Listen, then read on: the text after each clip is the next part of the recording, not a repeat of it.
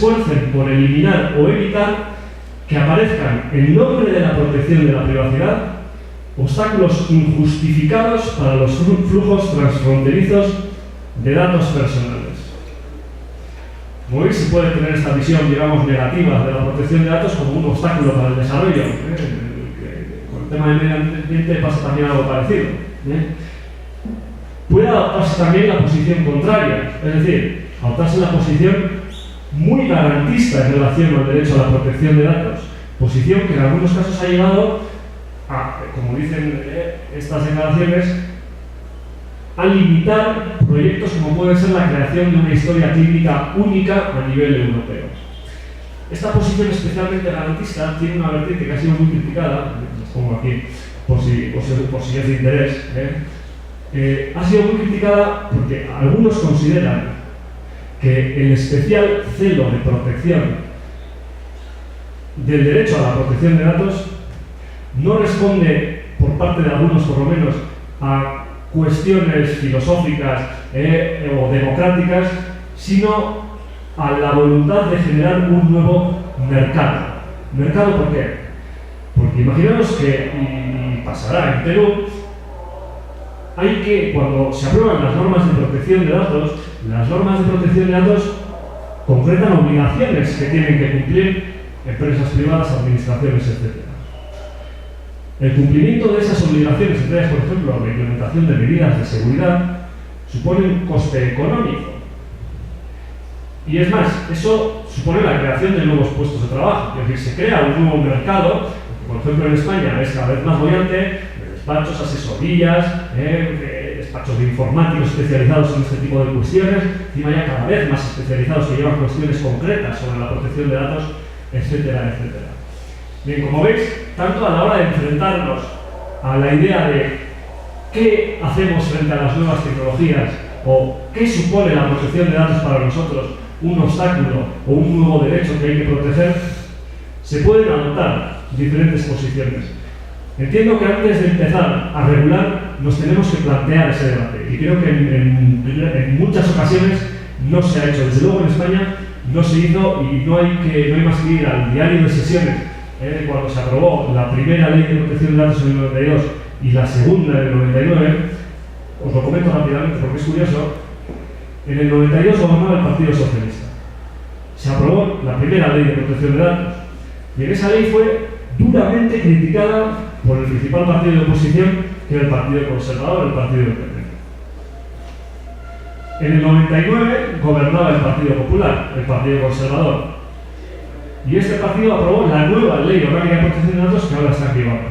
Bien, esa ley en muchísimos puntos es idéntica a la anterior, con lo cual uno se pregunta, ¿cómo es posible que un partido que criticaba una ley apruebe una ley muy semejante a la que criticaba? ¿Y cómo es posible que quien aprobó una ley critique ahora otra ley que es muy semejante a la que aprobó en su día? Como veis, no parece que haya mucha reflexión de fondo a la hora de aprobar y regular estas cuestiones, por lo menos en determinados estados o en determinados ámbitos. Bien. En este sentido, la realidad es que nos encontramos con normas jurídicas dedicadas a regular la protección de datos.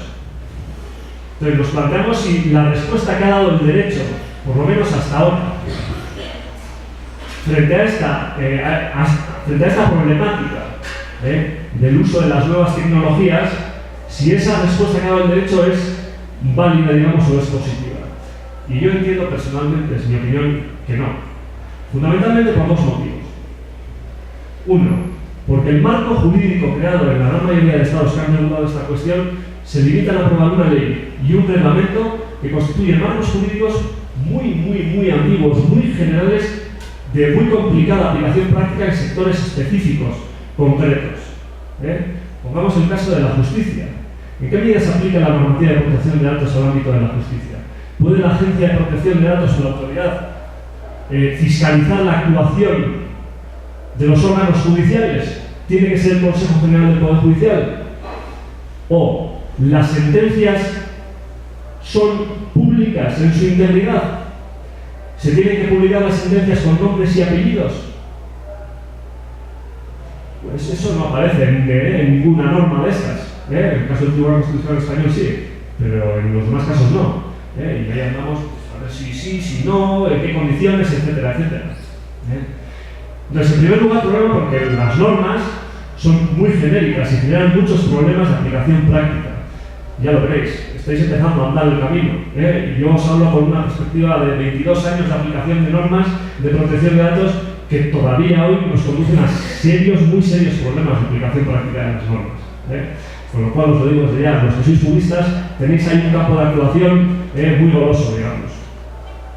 Segundo problema, que a mi entender genera el actual marco normativo jurídico. Y es que lo mismo que sucede en el ámbito ambiental, el derecho pretende aportar soluciones desde el ámbito local a un problema global.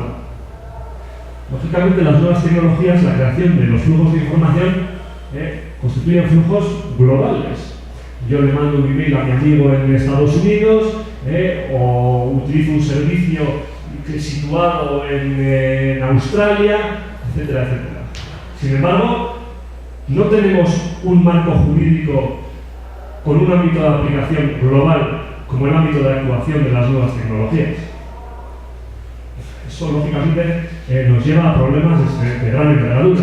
Hoy, si no me equivoco, en Brasil empezaba una especie de iniciativa por solucionar esto y por aprobar de alguna forma una especie de texto en el que se consoliden los derechos de los internautas a nivel internacional. Antes ya se intentó, quedó en nada.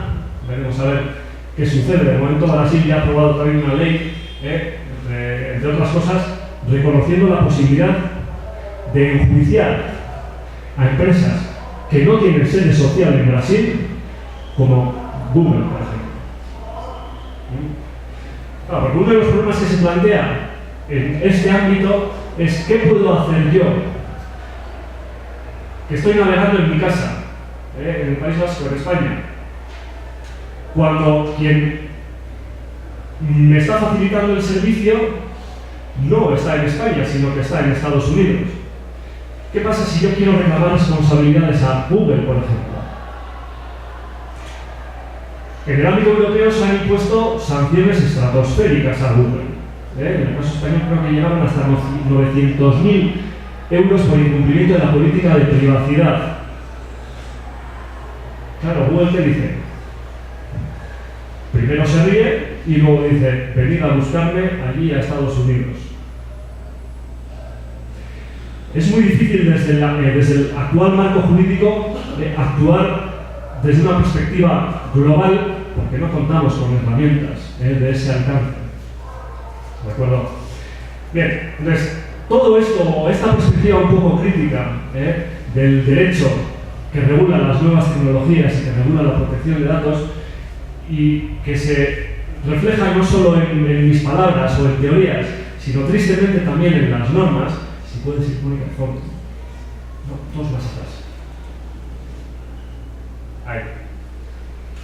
En la primera ley orgánica de protección de datos española se reconocía el inevitable desfase que las normas de derecho positivo ofrecen respecto de las transformaciones sociales, haciendo referencia sobre todo a la situación referida a las nuevas tecnologías. Las nuevas tecnologías evolucionan mucho más rápido que el derecho, con lo cual el derecho se queda en la práctica siempre atrás. Es triste que una norma parta reconociendo esta situación. Digamos que no genera especial confianza en el texto que después aprueba esta ley, ¿no? Bien, esta perspectiva crítica la quería trasladar, aunque sea brevemente, porque no quiero extenderme demasiado, a la aplicación de las normas de protección de datos a un sector concreto como es la administración. Bien, en el caso de la aplicación de las normas de protección de datos a la administración, es verdad que contamos con artículos, con normas, leyes, reglamentos que regulan esta cuestión. Sin embargo, sucede un poco lo que antes he comentado.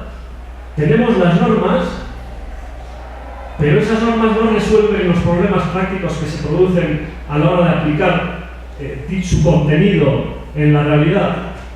En este sentido podemos plantear diferentes reflexiones. Rápidamente.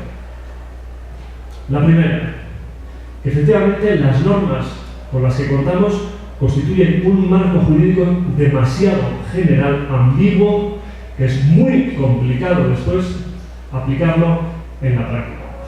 Normalmente, una ley y un reglamento, caso de Perú, caso de España. Y como mucho después, en normativa sectorial, referencias concretas, que encima muchas veces son meras referencias a la ley de protección de datos, con el cual tampoco arreglamos nada, porque son remisiones tras remisiones. Entonces, en el caso de la administración nos encontramos con que muchas veces la ciudadanía no sabe cómo ejercer sus derechos. Los derechos en habeas data frente a la administración. Pero lo que es más importante, y esto desde luego yo os lo puedo contar desde mi experiencia personal cuando he tratado con la gente que trabaja para la administración, y es que las personas que trabajan para la administración no saben cómo aplicar la normativa de protección de datos. Y repito que os hablo después de 22 años de la aprobación de la primera ley orgánica de protección de datos en España. Es claro, cuando los propios trabajadores no saben cómo tienen que aplicar esta norma, es que tenemos un problema. Muchas veces se ha pretendido llenar las lagunas que genera el derecho aprobando... ¿Más? Así. Aprobando una serie de protocolos de actuación, códigos de conducta se llaman, en las normas de protección de datos, que tienen un ámbito de aplicación muy reducido. Puede ser un hospital, una universidad, que aprueba un texto en el que se pretende llenar las lagunas que genera el derecho. Es decir, pretende de alguna forma concretar el contenido de las leyes en un ámbito concreto. Claro, esto es muy poco. Estos textos se pueden valorar positivamente en la medida en que por lo menos constituyen una especie de soft law que nos ayuda a interpretar las normas en un ámbito concreto. Sin embargo, generan muchísimos problemas. Uno, podemos dejar en manos de las administraciones o de órganos concretos de las administraciones la tarea de concretar el contenido de un derecho fundamental aprobando este tipo de textos. Dos, ¿qué sucede en la práctica si un trabajador de la administración que trabaja para la administración incumple este código de conducta? Yo como ciudadano puedo pretender la nulidad de su actuación basándome exclusivamente en un texto como este, que como mucho será una instrucción, una circular que se aplica a nivel interno. Y tres, la aprobación de estos códigos puede llevar a que en un mismo sector nos encontremos con entidades o centros que interpreten de forma diferente la norma. Pongamos un caso real, en el caso de Bilbao, de la ciudad de donde vengo, un hospital aprueba un código de conducta en el que para poder visitar a un amigo tienes que dar tus datos, tienen que llamar al amigo y que el amigo te autorice a pasar, y en otro hospital simplemente con justificar que eres su amigo pasas y ya está. Es decir, dejar en manos de la administración una tarea tan importante no sé yo hasta qué punto es acorde al principio democrático por el hecho de que esto debería hacerlo el legislador y no las administraciones o órganos administrativos. Segunda reflexión. Tenemos que plantearnos hasta qué punto justificamos la utilización o el tratamiento de los datos por parte de la administración sin el consentimiento de los titulares, sin nuestro consentimiento. Lógicamente, uno de los elementos fundamentales del derecho a la protección de datos es el derecho a consentir el tratamiento de esos datos. Nosotros tenemos que consentir, autorizar el tratamiento de nuestros datos. Bien, este derecho a consentir tiene excepciones, y una de las excepciones es que los datos se empleen por la administración en el ejercicio de sus funciones. ¿Por qué? Pues en principio porque la administración protege y promociona el interés general. Bien, el problema es que el interés general es un concepto jurídico indeterminado que hay que concretar en fines específicos, en funciones concretas. Entonces nos tenemos que plantear si cualquier función que lleve a cabo la administración puede justificar la excepción al consentimiento a autorizar el tratamiento de nuestros datos. En el caso de los datos de salud, por ejemplo, puede ser justificable que un profesional sanitario acceda a la historia clínica mía y utilice los datos de mi historia clínica sin necesidad de recabar mi consentimiento, porque la función va a ser proteger mi salud. Ahora bien,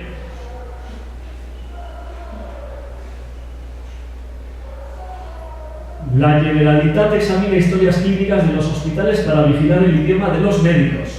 Igualmente yo os podría hablar de eso. ¿Hasta qué punto se puede justificar que una administración no con fines sanitarios acceda a la historia clínica para determinar el idioma que utilizan los médicos en la redacción de esa historia clínica? Es un fin de interés general, pero ¿justifica el que esa administración acceda a datos tan sensibles como puede ser el conocimiento de enfermedades muy estigmatizantes, como por ejemplo el SIDA? Pues quizás no. En segundo lugar, tenemos que tener en cuenta que cada vez más las administraciones acuden a sujetos privados para llevar a cabo sus funciones. El doctor Cubero nos hablaba de ello el día pasado. Un caso, por ejemplo, en España es el del copago farmacéutico. A partir de 2012, nosotros para acceder a un medicamento, pagamos ese medicamento de acuerdo a nuestro nivel de ingresos. No, la cuestión es que para eso las farmacias tienen que conocer cuál es nuestro nivel de ingresos. Y la farmacia no es una administración, es una empresa privada que tiene como objetivo no tanto el interés general, que seguramente también, pero sobre todo obtener beneficios para sobrevivir. Entonces podemos preguntarnos si es necesario que incluso en esas empresas privadas es aplicable el régimen jurídico que se aplica a las administraciones públicas.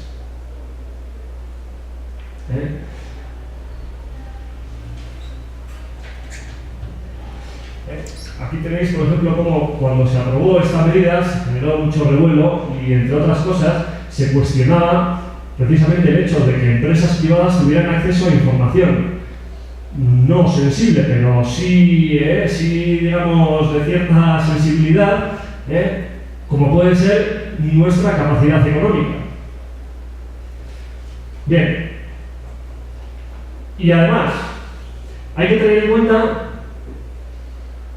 que la excepción al consentimiento, cuando es la administración la que manipula los datos, no implica la excepción de todos los demás principios que componen el derecho a la protección de datos. Sobre todo, no implica la excepción del principio de finalidad. Es decir, cuando se crean los ficheros, por ejemplo, que crea la administración, esos ficheros se crean para que los datos se empleen con unas finalidades específicas, concretas, bien delimitadas y definidas. Por otro lado, tenemos que tener en cuenta que la administración se compone de órganos que llevan a cabo funciones concretas y específicas. En este sentido, tiene que haber una coherencia entre las funciones del órgano que va a utilizar un fichero y las finalidades que se han descrito en la norma que crea ese fichero público. Esto, que puede sonar muy abstracto, conlleva un problema práctico, que es que para evitar posibles limitaciones de la administración a la hora de manipular los datos, se empleen conceptos muy ambiguos a la hora de definir las finalidades. Por ejemplo, en este caso, que es un fichero del Sistema Sanitario Vasco, que es el que, digamos, describe el fichero en el que se recogen las historias clínicas, cuando se refiere a las finalidades, empieza hablando de finalidades varias. Claro, finalidades varias pueden ser muchísimas finalidades. Es decir, en este sentido habría que preguntarse hasta qué punto hay que concretar esas finalidades y esas funciones que van a llevar a cabo los órganos administrativos. Y para ir acabando, unas breves referencias. a otras tres cuestiones nada más. Como siguiente reflexión, hay que plantearse hasta qué punto la administración tiene que cumplir con el deber de informarnos sobre lo que hacen con nuestros datos. Cuando nosotros aportamos información nuestra a la administración tiene que correspondernos diciéndonos qué van a hacer con nuestros datos. Seguramente si yo os pregunto, si os pregunto si en algún momento habéis recibido esa información, estoy convencido de que por lo menos el 80-90% me dirá que no, que nunca la administración le ha dicho qué es lo que va a hacer con sus datos. Por poner un ejemplo, cuando veníamos en el avión teníamos que rellenar un papel que iría, me imagino, a algún ministerio de aquí de Perú, en el que señalábamos a qué veníamos, dónde nos hospedábamos, etcétera, etcétera. En ningún momento aparecía en ese papelito qué es lo que iba a suceder con esos datos. En ningún momento. Y lo mismo cuando entramos en el hotel. Entramos en el hotel, entonces nos piden rellenar un documento, y en ese documento, entre otras cosas, tenemos que describir, no sé exactamente por qué, si estamos casados o no, si somos viudos, si tenemos hijos, etcétera, etcétera. Y en ningún momento aparecía ninguna cláusula en la que se decía qué se iba a hacer con esa información. Bien, lógicamente la administración tiene que cumplir con esa obligación.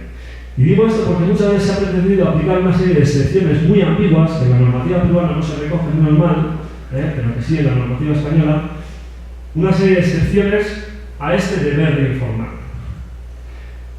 Bien, es cierto que muchas veces la administración entiende que es complicado informar a la ciudadanía en los términos que establece la ley, porque la ley exige que la información sea muy rigurosa, muy completa, detallada, inequívoca, expresa, etcétera, etcétera, y muchas veces eso es muy difícil. Ahora bien, eso no puede conllevar que la administración no nos informe de nada. Por lo menos en el sistema sanitario nunca estaría de más crear pósters o aportar folletos cuando se transmite la tarjeta sanitaria, por lo menos para tener una idea general de qué es lo que van a hacer con nuestros datos, ¿no? Bien, la siguiente reflexión, y ya acabo, viene al hilo de un problema concreto que se ha suscitado ahí, que tiene que ver, no sé si habéis oído hablar de esta expresión, que tiene que ver con el derecho al olvido.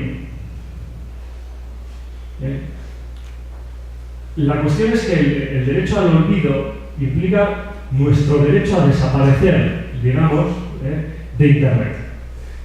Supongo que todos habréis hecho la prueba de meter vuestro nombre y apellido en Internet. Y por lo menos en mi caso salen un par de cosas. No sé si en vuestro caso saldrán o no. La pregunta que nos tenemos que hacer es si tenemos derecho a que esa información desaparezca de Internet. Esto está relacionado con la administración, por cuanto que la administración, en los boletines oficiales, incluso en las páginas web, publica información de carácter personal. Si puedes echar más. Este es un caso concreto. Un caso concreto que se hizo muy conocido en España. Una persona a la que un día la policía cogió, digamos, orinando en la calle y la sancionó. La notificación de esa sanción no pudo hacerse en persona, con lo cual se hizo a través del boletín oficial. ¿Qué pasa cuando en el boletín oficial aparece que una persona ha sido sancionada por orinar? Pues que esa información es indexada a través de Google, con lo cual si meto su nombre y apellido me aparece esa información. En principio somos algunos, ¿no?, jóvenes y tampoco damos mayor importancia a esa cuestión. Pero esta persona acabó trabajando en un colegio, acabó siendo director de un colegio. Resultó que sus alumnos accedieron a esa información. Con tantas mofas, y jaja, le cogieron. Esta persona tuvo que dejar su trabajo. Entonces, se plantea la cuestión de hasta qué punto la administración tiene que mantener esa información en los boletines oficiales, por ejemplo. ¿No? Lógicamente hay posibilidades e instrumentos para evitar que este tipo de cuestiones sucedan, pero la administración tiene que plantearse esa cuestión antes de hacer pública esta información y tiene que articular mecanismos para que, a pesar de ser necesaria esa publicación, a futuro esa información pueda, no voy a decir desaparecer, porque supondría, por ejemplo, alterar el contenido de un boletín oficial, pero sí por lo menos hacer que no se indexe a través de los buscadores generales. Yo, por ejemplo, si meto mi nombre y apellidos, sale esa información, que fui adjudicatario de una beca del gobierno vasco.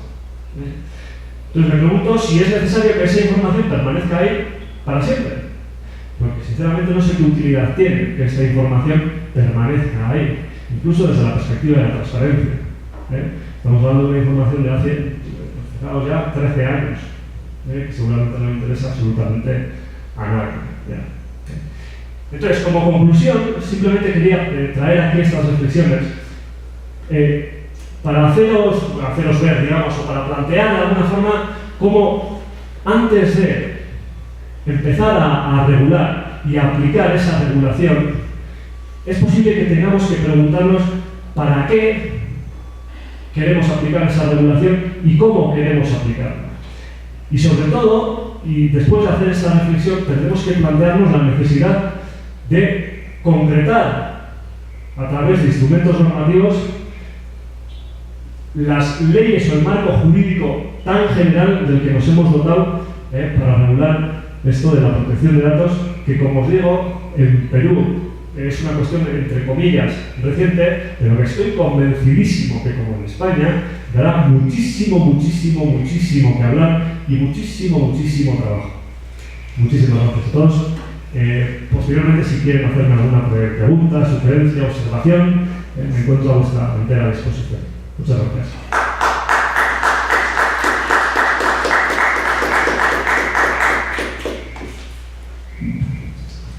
Bien, agradecemos la participación del doctor Unai Aberasturi.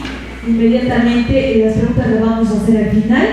Inmediatamente vamos a invitar al doctor José Álvaro Quiroga, quien, como anunciábamos, es abogado, diplomado en políticas públicas, profesor de la Universidad Católica de Perú, es director nacional de justicia del Ministerio de Justicia y actual director general de protección de datos personales de Perú.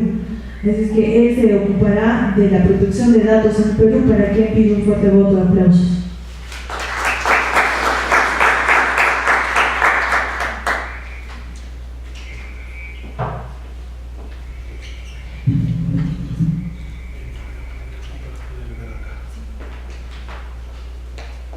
Buenos días. En primer lugar, debo agradecer a los organizadores por la invitación.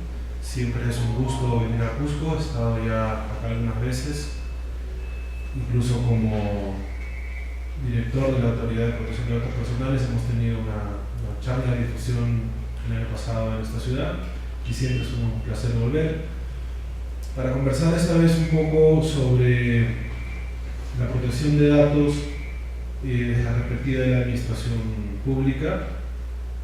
Y no se puede evitar, para llegar a ese punto, hacer una visión general de el devenir de la protección de datos de la autoridad y del trabajo que se realiza desde ella. Avanza.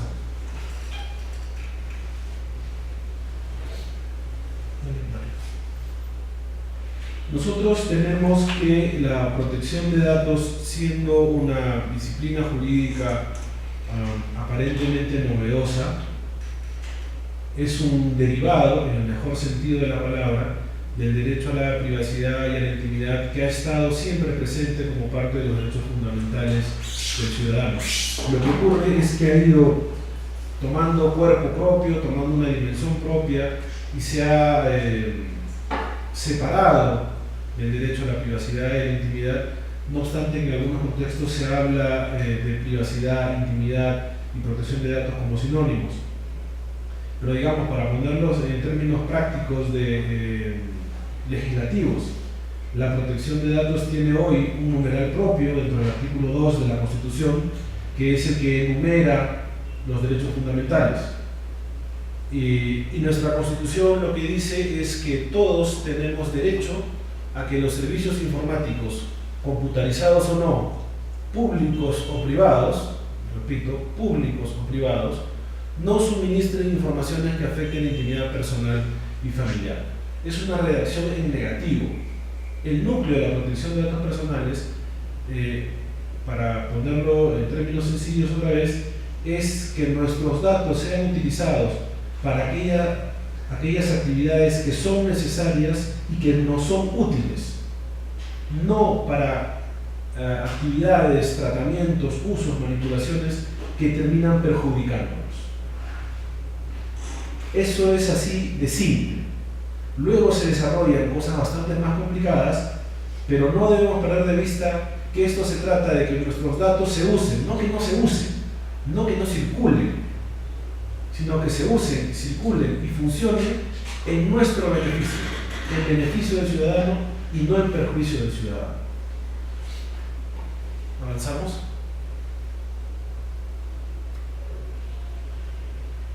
Como es usual, esta norma constitucional ha dado lugar a una ley que desarrolla el derecho fundamental a la protección de datos personales, establece un ámbito de aplicación que es el territorio peruano o aquellas actividades, actividades que no ubicándose dentro del territorio peruano utilizan medios que están dentro del territorio peruano. Un poco para contestar la inquietud que la anterior expositora ha mencionado acerca de los prestadores de Internet que no tienen sede ni locales en un país, pero que duda cabe, utilizan información que está en cada uno de nuestros computadores. Es decir, a Google, a Yahoo y a todos los prestadores de Internet no les hace falta poner un pie en el Perú para saber dónde han estado navegando ustedes, qué intereses tienen, a qué páginas han entrado, qué motores de búsqueda han usado y qué información han recogido de Internet. Hay un dispositivo, un microprograma que se llama cookies, que si uno no está alerta y no los desactiva, se activan automáticamente y hacen que todo lo que ustedes hacen en su computadora sea conocido por alguien, probablemente por estos prestadores de servicios de Internet. Y entonces, aunque no están en el país, están en tu computadora, están en tu habitación, en tu oficina y en tu cuarto. Y eso es un hecho, eso no es ciencia ficción, eso está absolutamente demostrado. En Europa, España tiene ya una directiva sobre cookies, cómo regular esta forma de obtener información de nuestras computadoras por quienes nos prestan el servicio de Internet. ¿Avanzamos?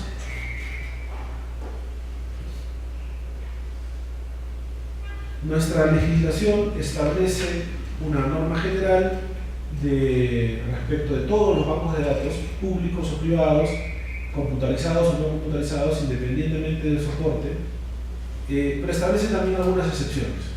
No se consideran dentro del ámbito de aplicación de la ley una excepción general por definición, que es los datos personales de las personas jurídicas, que también los tienen y que la Constitución no excluye, pero que la ley sí. La ley dice que se refiere a la protección de los datos de las personas naturales. Y las siguientes excepciones tienen que ver con actividades que nosotros fácilmente vamos a comprender por qué no están sujetas al ámbito de aplicación de la ley ni a la regulación de la autoridad, lo cual no quiere decir que sean completamente ajenas a los principios de protección de datos, solo que lo tienen que aplicar dentro de sus propios protocolos de funcionamiento y responderán ante otras autoridades, no ante la autoridad bioético, pero sí ante sus autoridades de control. Y esas actividades tienen que ver con la defensa nacional, la seguridad pública y la investigación y persecución del delito. Las entidades públicas dedicadas a estas funciones y en el ejercicio de esas funciones, es decir, no quiere decir que el Ministerio de Defensa esté exonerado de cumplir con la protección de datos personales en todos sus bancos de datos, planillas, empleados, proveedores y cualquier otra, que no sea bancos de datos dedicados, específicamente dedicados a la actividad de defensa nacional. Lo mismo con la seguridad pública, lo mismo con la investigación o persecución del delito. esas actividades y los datos tratados dentro o fuera de un banco de datos dedicados a esas actividades que están fuera del ámbito de aplicación. Esta ley creó también, a diferencia de lo que ocurre con la ley de transparencia y el reglamento de transparencia y acceso a la información pública, que existen pero nunca crearon una autoridad que sea un órgano rector en estas materias. En el caso de la protección de datos personales sí se ha creado un órgano rector que es lo que la ley llamó la Autoridad Nacional de Protección de Datos Personales. Y como en el Perú las cosas son a veces misteriosas, por algún misterio insondable, la incluyó dentro de la Dirección Nacional de Justicia, que era una dirección con un organigrama a esa fecha, como ustedes pueden ver, bastante complicado, que es a la entidad del Estado a la que yo ingresé por primera vez como funcionario, como servidor público. Yo entré a la Dirección Nacional de Justicia con responsabilidad respecto de esos temas, a algunas comisiones que se mencionan allí, la Comisión de Extradiciones y Traslados, la Comisión de Procesos Disciplinarios del Ministerio, 3 comisiones de tratados de cooperación, una comisión de reforma procesal, la Comisión de Administración del, lo que se fue después, de Centro de Reclusión de la Base Naval, además de otra cantidad de cosas, y lo digo solamente para ejemplificar cómo se hacen las cosas, ¿no? A esa autoridad que ya estaba funcionando con todas esas responsabilidades, le pusieron adicionalmente el ser la Autoridad de Protección de Datos Personales, como si eso fuera poca cosa, ¿no es cierto? Y entonces durante 2 años, cerca de 2 años, teníamos una autoridad de protección de datos personales con un número de personas dedicadas a exclusividad a la autoridad de protección de datos personales equivalente a 0. Porque ni siquiera el director estaba dedicado a exclusividad a eso. No había una sola persona dedicada